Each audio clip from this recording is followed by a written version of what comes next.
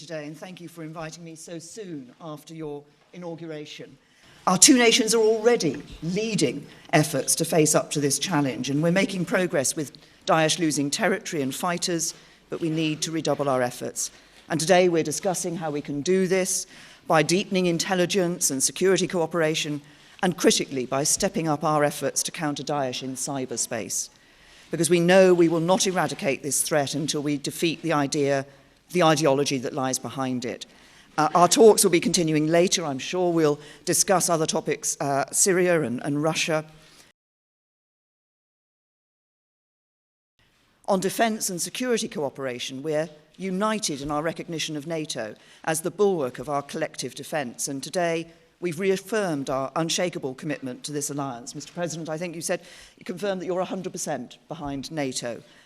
But we're also discussing the importance of NATO continuing to ensure it is as equipped to fight terrorism and cyber warfare as it is to fight more conventional forms of war.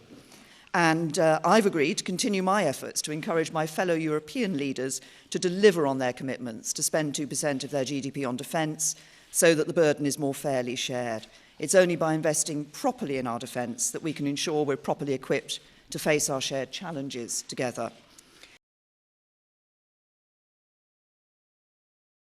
And finally, the President and I have mentioned future economic cooperation and trade. Trade between our two countries is already worth over £150 billion a year.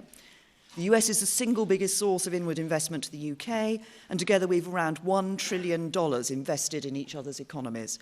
And the UK-US defence relationship is the broadest, deepest and most advanced of any two countries sharing military hardware and expertise.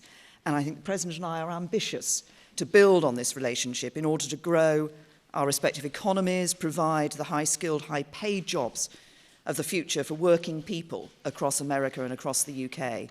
And so we are discussing how we can establish a trade negotiation agreement, take forward immediate high-level talks, lay the groundwork for a UK-US trade agreement, and identify the practical steps we can take now in order to enable companies in both countries to trade and do business with one another more easily. And I'm convinced that a trade deal between the US and the UK is in the national interest of both countries and will cement the crucial relationship that exists between us, particularly as the UK leaves the European Union and reaches out to the world.